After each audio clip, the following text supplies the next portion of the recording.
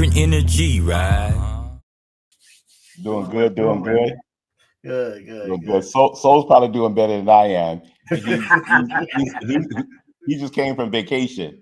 He vacationed, so he's lighthearted, and he gave me a whole bunch of debate prep time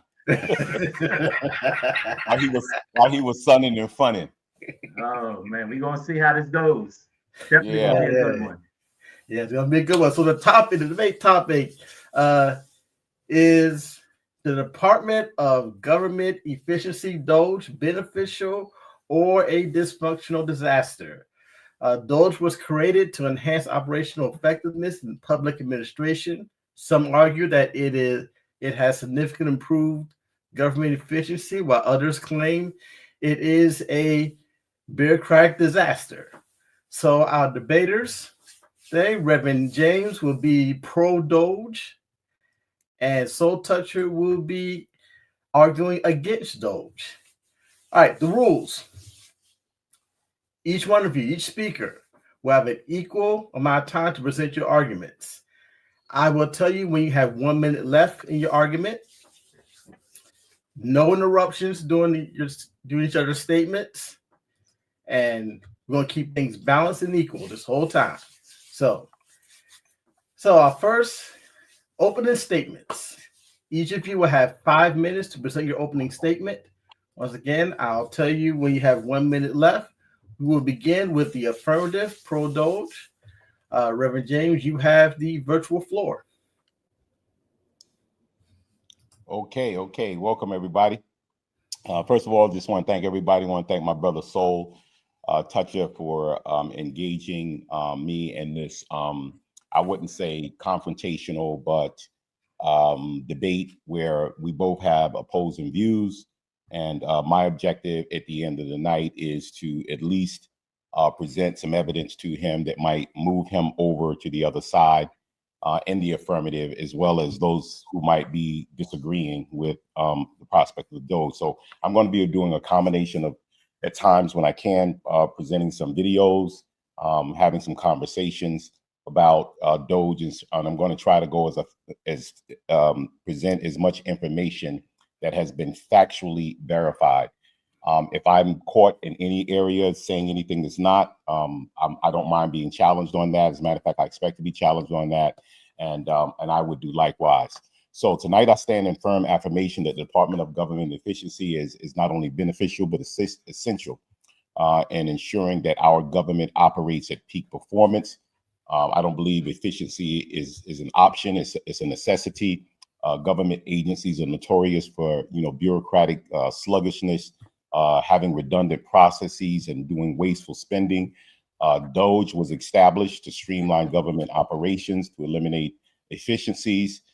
As a matter of fact, on the DOGE website, which we'll take a look at later, we'll see that the auditing has been something that's been trying to happen since 2008. And so this conversation and this dialogue started with when my comrade Cole. Sorry, that's me. When my opponent and comrade also in the podcast took a look at he said he sent a note to the fellas, and he said took a look at the DOGE website, and he said in his opinion it doesn't really detail anything for the average person to digest and understand on the website. I want to speak to that.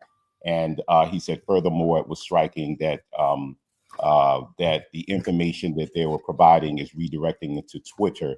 And so in his essence, in his opinion, he said, now this was his opinion. He wasn't stating this is a fact. He says that in essence, it was driving people to the platform to bring in revenue. So I want to challenge those things as well. Is that my 5-minute warning? No. That's my cell phone going off. Keep going. All right. So the main argument was that DOGE website lacks clarity, detail for the average person to digest. But if people take the time to actually read the content provided, they're going to be able to see that. So I'm going to touch on that, not right now, but later on. The website provides numerical index. It provides explanations, historical context, and just because it requires some level of engagement. It requires people to get engaged, but it doesn't make it unclear. And so if someone finds a topic complex, that doesn't mean that the information is there, which is one of the reasons why I believe that the argument about Twitter is people redirecting Twitter is a stretch at best, and kind of misleading, because Twitter doesn't pay for websites linking to it. There's no financial incentive for Doge. The platform is simply being used as a tool for engagement. In other words, for discussion. So Doge, you don't have discussion, but it's cross-posted. And if you want to reach the maximum amount of people, it would make sense that it would be on Twitter, or it would be on Facebook, or it would be places where people can engage the content. So I believe that there was a strategy behind the cross-posting, and I don't think it has anything to do with revenue, because I can't find how they're going to be making more revenue when we already know Twitter has millions and millions of subscribers. If they just posted on the Doge website, people may not. 1 minute. Because not everybody is going into that. And so with that being said, I want to be able to understand that the reality that the modern communication involves multiple platforms. Doge is simply meeting people where they are. If anything, using X helps the average person to engage more directly with policy discussions instead of actively passing, reading to a static page. People can go on the website and they can engage each other, they can challenge people, and it creates a forum where people can have discussions. Putting it on Doge by itself does not engage community. And I think that they did a smart decision by cross-posting it, making it sure that people can, because X, if transparency is the goal, then having discussions on X actually makes information available and not less. And so I'm going to close out there with my opening statement, and we'll pick up. All right, so Toucha, you have the floor. All right. Thanks for having me on here, and it's definitely a pleasure to engage in this type of constructive conversation about this topic. For me, when I took a look at the Doge website, I scrolled through several of the links, and at first glance, you see a bunch of numbers. Now, the average person, in my opinion, is going to look at that and say, oh, this is just a bunch of numbers. I see this, I see that. And they're not going to have that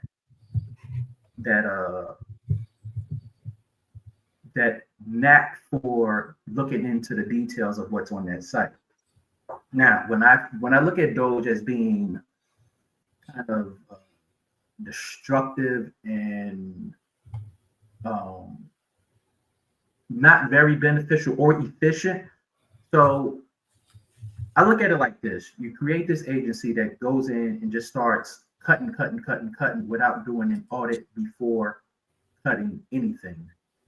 What has happened, what I've experienced firsthand, is you're cutting a whole bunch of programs with a lot of programs, and funding is being cut by a lot of people who do not know how the government operates. In my brain, how I view it, as they're treating this as a corporation that they have been running for years, when a lot of them don't have government experience. So when you're coming in and you're cutting these programs and you don't know exactly what you're cutting, and you're saying that, oh, we found this fraud, waste, and abuse, you have run into this issue to where you're cutting essential functions from government agencies. And a lot of these government agencies are working in tandem with each other on a lot of things. Albeit they had to bring a lot of people back because they cut people just unilaterally and recklessly. Then when you look at savings and things of that nature, that's when you really have to go into the Doge website and look into all of those details. I've seen numbers to where they have cut programs that are essential, like for cybersecurity and things of that nature. And it's like, okay, well, you have these complex government functions. Yes, and I agree with a lot of things that Darrell said about the redundancy and things of that nature. At the same time, you can't just run in there and just start pulling the plugs and saying, "Oh, we're saving this amount of money," and if you go to the Doge website, you find, this transparency here, this transparency there. A lot of that transparency is not transparent, again, to the average person looking at Doge. You'll have to spend, that's like a career to, going to a job and spending the day looking for what they cut. Because if you just look at these line items and look at the numbers, you say, oh, this contract this, or this program this, or this policy this, it costs this amount of money. Then you click on the other link to see the savings. You'll see that, various numbers of savings, but how does one actually know what is being saved just because those numbers are there?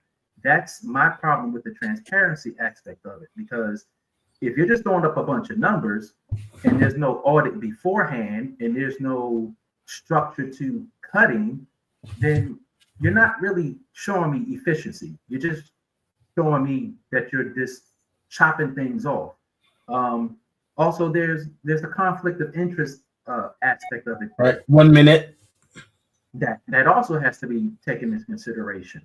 And to me, that's a bigger thing, because you have an individual who is supposedly running an agency but not running the agency, who has a whole bunch of conflicts of interest, and he's cutting funding from agencies that have a direct conflict with his interest, yet he is a source of the biggest spending where there are no cuts at all.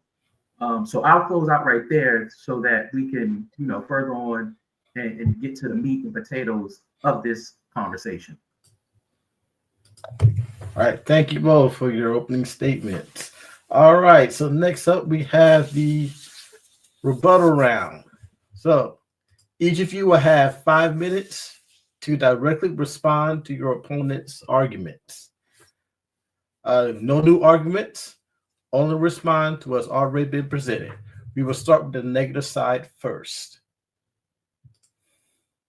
So Soul Toucher, you got the floor. All right, so the first thing I wanted to talk about was the organization of this. This agency, or whatever you want to call it, is being run by a billionaire, where this administration claimed he was not running it, but then he says in the State of the Union that he is running it. But they're treating it like a corporation. It's staffed partially by unvetted individuals, no knowledge of government functions. Working in the government, part of the government for as long as I have, you have to have vetted people who know what's going on. You can't just come in there and just start cutting things, and then when things hit the fan, you say, oops. Some of these things, there's no oops for it. And then when you talk about the transparency aspect of it, in my opinion, for the average person, I'm not talking about those of us who, really have a vested interest and take our emotions out of it and truly look into what's going on. I don't think there's enough transparency for the average person.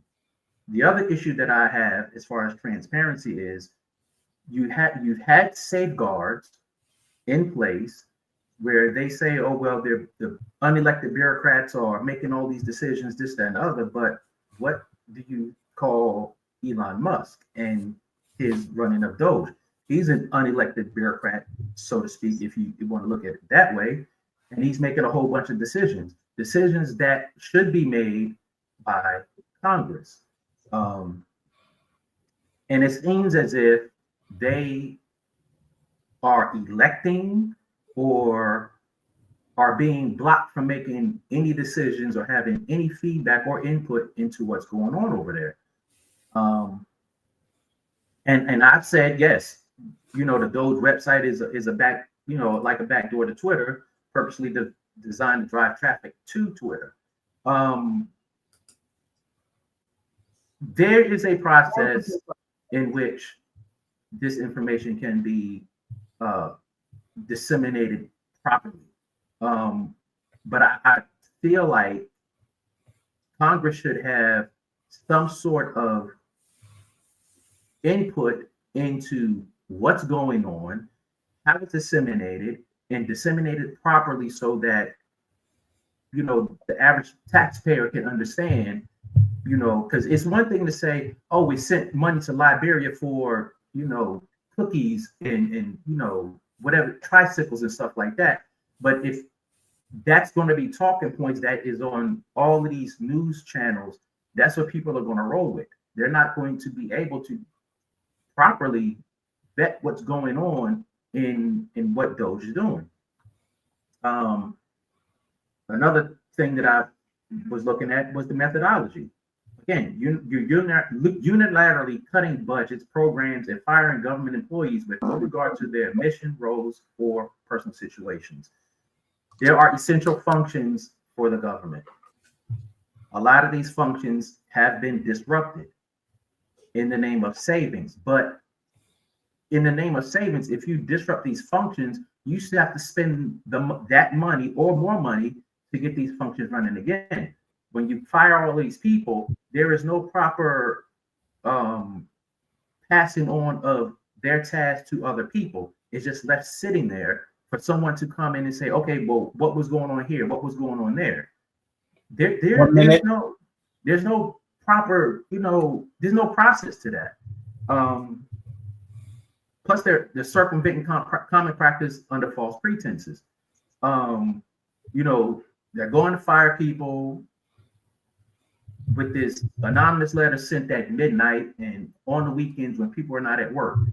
If this is supposed to be efficient and running properly and legally and with common sense, why are you sending emails, blind emails, in the middle of the night from OPM when it's the specific agency's job to manage their personnel? If you want to cut employees or downsize or do a reduction in force, there's a way to do it without all this disruption and chaos.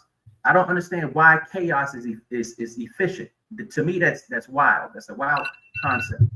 All right. You know, I still have more, but you know. Okay. All right, time's up. All right, Reverend James, for the affirmative. Okay. All right, so let's jump right into a couple of things that I want to talk about. Is that first thing I want to talk about? Musk is not an elected official, and so people are saying that we have an unelected official running it. And make sure that we understand that Elon Musk was appointed by the president of Article 2 of the United States Constitution, which vests executive power in the president, including the authority to appoint individuals to specific roles in the administration. Stephen Miller went through this, and several CNN channels explaining this to people. I have the video that I can support that with as well too. The vesting clause of Article 2 of the appointment provides the president with the power to appoint people to execute federal duties, right? As the head of DOGE, Musk appointment is lawful, it's constitution, and it's within the president's executive authority. The source for that, I can post the source, but it's out of Cornell Law School, U.S. Constitution, Article 2. The second thing I want to deal with is that the idea that DOGE is making decisions. So I want to play something real quick, a news clipping of Kevin O'Leary kind of dealing with this and confronting this, and it's been confronted on many channels. It's just that if you're not tuning into a specific show, you may miss a lot of the facts. So a lot of facts aren't really being reported. So let's take a listen to this, and I'll come back. And I may cut it off, but I just want you guys to get the point here. He goes in and fires people, terminates programs, causes immense harm to people who have been working for years for this country, patriotic Americans, and to the Americans who receive these services. And then he says, oh, whoops, I made a mistake. That's completely unacceptable and should be unacceptable to anyone who loves this country. And yet, Kevin, you've got a full tooth grin. Why? Because my cohort's full of crap. He has no executional mandate. He can't do any of the things he just said. He is just simply observing, pointing out and letting the American people know what he's found. And if you don't like it, okay, that's all right. But he does not have the ability to do what Congress has, to execute on his recommendations. So everybody chill out. This is a guy that's focusing a lens on waste, corruption, huge budget overseas, and saying, I don't think this is working, but he can't actually take a dime of any of this. So, you know, the Elon Musk has run the government is full of BS. This guy is just pointing out what every American wants to know. If you're making $68,000 sitting at your kitchen, which is the average American, watching this kind of waste, you're pissed. Okay, so I wanted to get there. So I wanted to say this is a fact, and people can go look this up themselves. DOGE is an advisory agency. It's not policy making. It does not make policy. It conducts efficiency audits, performance evaluation, and waste reduction assessments across all of the federal agencies. They have people that's working with each department head. So if you have the VA, there's somebody that's working with the VA. Who is ever director of the VA, who's ever director of the Department of Education, there's somebody that's working. Musk does not have authority to cut programs, either to terminate personnel. The department head does, right? They don't have the capability of altering budgets. That's something that's being put out in the media and the press, and people are just eating it up. People are eating it up instead of getting the facts. Budget cuts, the terminations, restructuring decisions are made by department heads who oversee these individual agencies. 1 minute. Congress, who controls the appropriations and budget approvals, and the executive branch officials who implement cost savings measures, right? So that's Musk's role is limited to making recommendations. Everyone knows this. So the fact that when my opponent says DOGE makes these cuts, they're not making cuts. He can't make cuts. He can only make recommendations, and the department heads. Then the problem is that some of the recommendations don't fit within the grander scheme of the Democratic base, because a lot of monies are being uncovered that are being directed back into campaigns and other things of that nature. So a lot of those things are being turned over. But his role, so I want to specifically deal with that. And there is no conflict of interest because he's totally in an advisory role. He's advising. He has a team of people. You can Google it. Matter of fact, you can chat GPT it. All right, your time is up. Yeah. Your time's up. All right. Next up. Thank you too. Next up is the cross-examination. All right. Each of you will have 10 minutes to question each other. Your questions must be clear, concise, and relevant to our topic. The respondent must equally answer directly without evasion. No dodging questions here. All right. I will intervene if necessary to maintain decorum. We will start with the affirmative side first. Okay. All right. So here we go. Here's my first question. So in 2000, President Obama, President Biden, Nancy Pelosi, Chuck Schumer, all of them, we had them on tape during various times where the Democratic Party for over many years have been trying to put together efficiency programs. We know this. There's tons of data. So my question to you is, what makes DOGE different from the past failed efficiency programs? In my opinion, what makes DOGE different from previous attempts is they're just coming in and cutting off funding. It's easy to say that they're not making this decision about funding. However, Congress is not saying pull the funds from this agency, pull the funds from this program. This is completely done by DOGE. This has been reported all across the spectrum. So that's where that is different. Because they've come in. So my next question is, where do you get the information that DOGE is actually making cuts? Because according to Congress, according to congressmen themselves, specifically Congressman Harriet Hedgeman and the other congressmen, they're basically saying that they're basically said in Congress on various different C-SPAN programs that DOGE does not have the authority to do anything. They can only make recommendations. So where are you getting this information that DOGE is actually doing this? They're an efficiency recommendation and audit agency. So where are you getting that information from? I'm watching C-SPAN. I'm watching C-SPAN. I'm watching CNN. I'm watching Fox. I'm watching MSNBC. I'm scrolling Google, and not once, not one time have I seen where Congress has made one decision to cut funding from any of these agencies or any of these programs. Not one of them.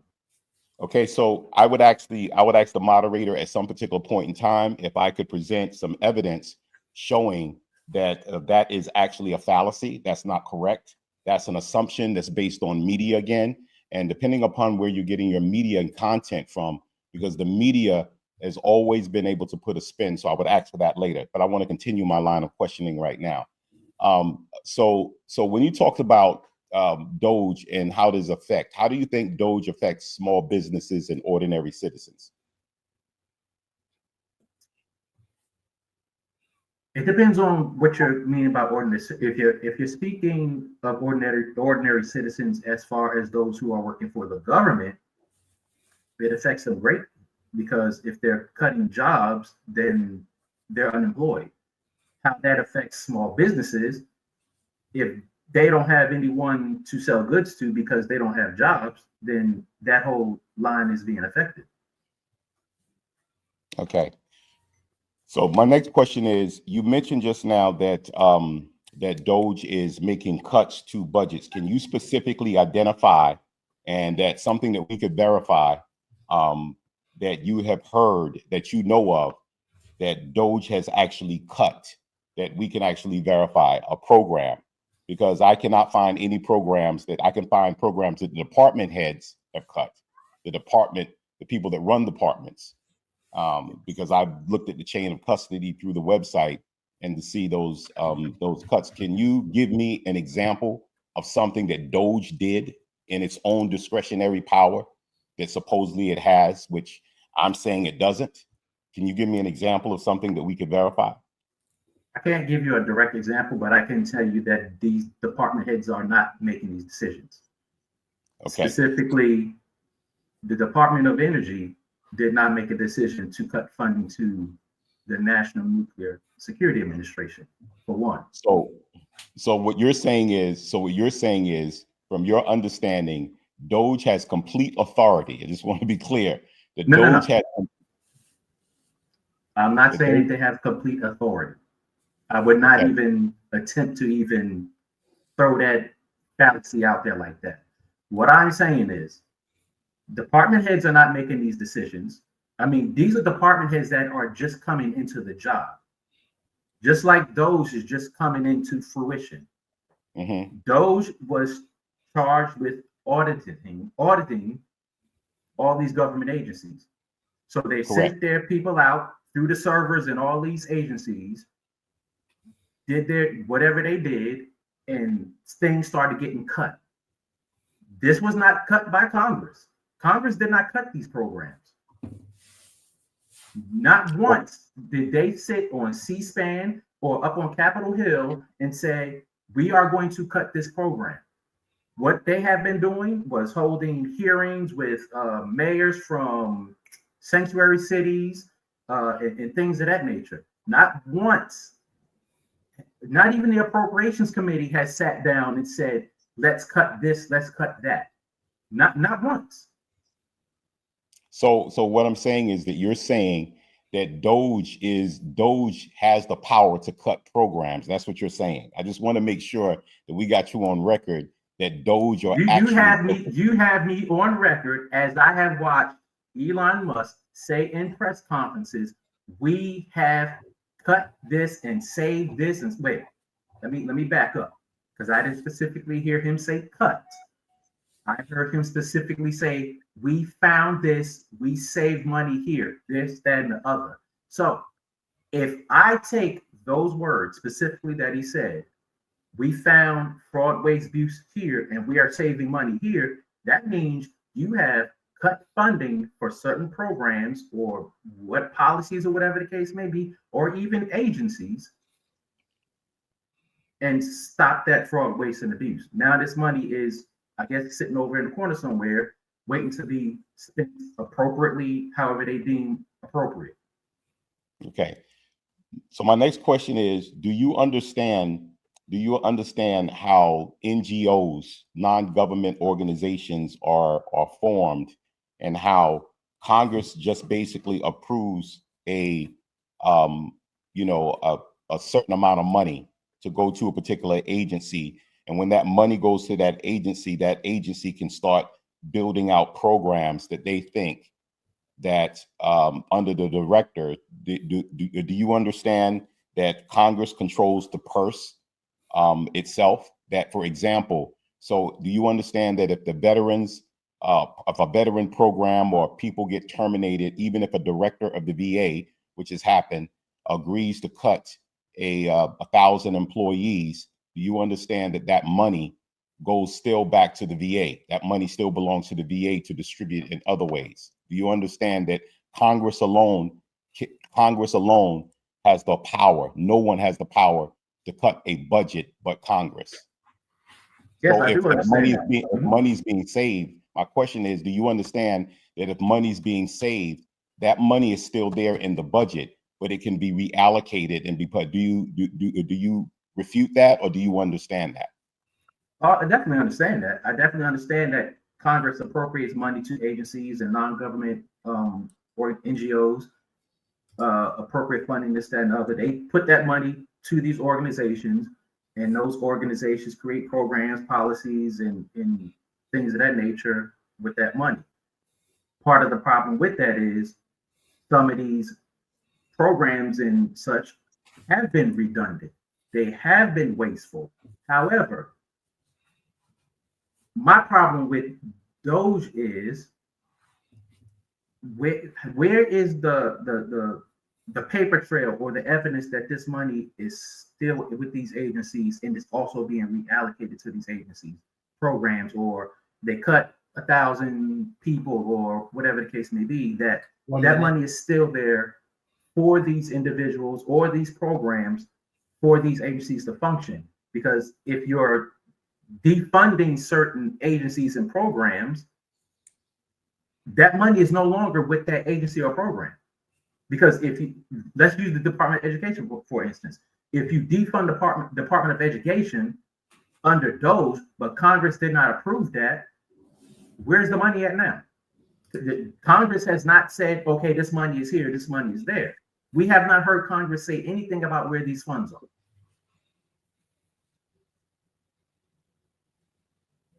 Okay, so I just wanted to make sure that you had a clear understanding of that the department heads, the heads of the departments have a budget that they've been allocated, and those department heads works with various different directors and subdirectors and different individuals that they allocate those funds. All right, your time is up. Obviously, you're not asking a question.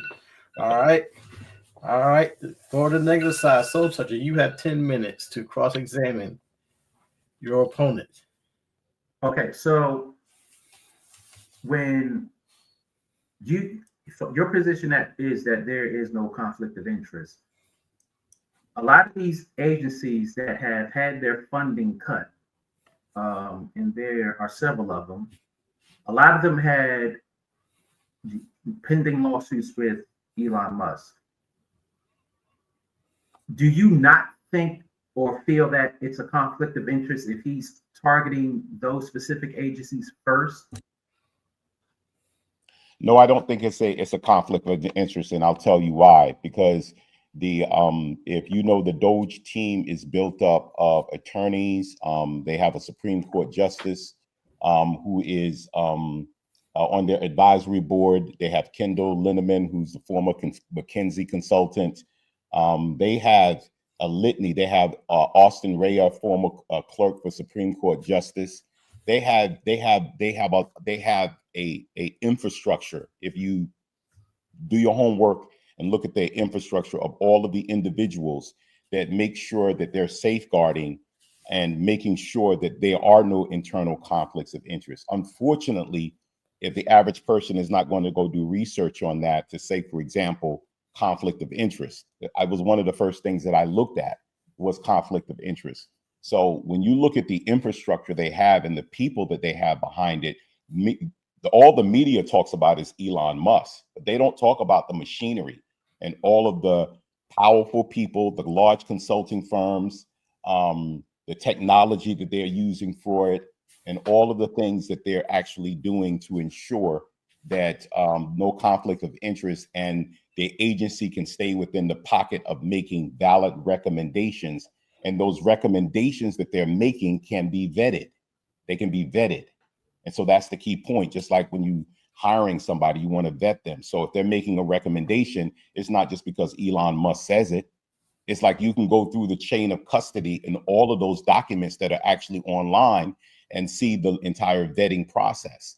What he does at a high level is put the information out there, but you can actually drill down into different contracts and why, the explanation for why. So the DOGE website is meant to bring that level of transparency for those people. The interesting thing about the reason why that's not being done, now you got to go to third-party media companies and individuals. And one thing I love about this is because it's a lot of African Americans right now being able to build up their media concerns, because they're going in, looking at the data, and they're doing the things for the average person that TV shows like CNN and MSNBC and Fox News won't do. Now, granted, CNN just recently, and granted, NBC just recently reported that the USAID is telling everybody to burn their documents, to shred stuff, so the stuff won't be seen. But most media outlets, most people get their information from news media outlets and social media. And unfortunately, if you're just doing what you're doing on a daily basis, you hear conflict of interest. This person is making money. That's all you see. But you don't see that these guys have built up a firewall behind themselves to make sure that at the end of the day, if this thing had to go to courts, that's why the courts have even reversed decisions with saying that Elon Musk couldn't do anything. And a Biden judge turned around and says, well, no, he can, because they understand the infrastructure. They understand how it's been set up and established. So that's a fallacy. That's a fallacy. Conflict of interest is a fallacy. It's been disproven over and over again. It's just not in the media. Okay, so what evidence do you have that department heads are making decisions about these budget cuts and employee terminations? Because if you have direct contact with a government employee that received this random email from OPM, which is not in charge of their department, where's the evidence that you have that these department heads are making these decisions? Well, the evidence is in the structure of the government agency. In other words, you will never hear a news reporter say, they kind of vaguely run loose with the language that Elon Musk is in charge of something. He's an unelected official. None of them are going to tell you, for example, that Article 2 of the vesting clause in Article 2 of the United States Constitution gives the president the authority to do this. This is not the first time this has been done. This is not, it's just that the media now is spinning it and everybody's buying the spin, saying that this unelected. So all you got to do is keep repeating the same thing over and over again. And what I'm saying to you right now, nobody listens to it because they'll disregard that. They won't go look at Article 2. They won't do their research to find out, hey, wait a minute. This is not an unelected official bureaucracy making decision. This is an appointment of the president of the United States. And when you're making those appointments, those infrastructures are set up, and it's clearly the boundaries that he has within the contractual relationship. So that's something that all of us can go find. You can find this stuff. This stuff is out there. The question is we're not looking for it. We're being driven by the media. And unfortunately, most people are just driven by what the media says, and they're not able to do their own homework or tap into other media outlets to be able to say, hey, wait a minute, you know, why is this particular person not answering that question? So for example, if you notice when I played the video for you for Kevin O'Leary, you know, they couldn't contest that because they don't want to, you know, CNN doesn't want to have a lawsuit. So Kevin is laughing and saying, come on, what are you talking about? He can't make those decisions. He can't. Everybody knows that he can't. But that's not the argument, because that's what people believe. As long as you keep saying that Elon Musk is making these decisions,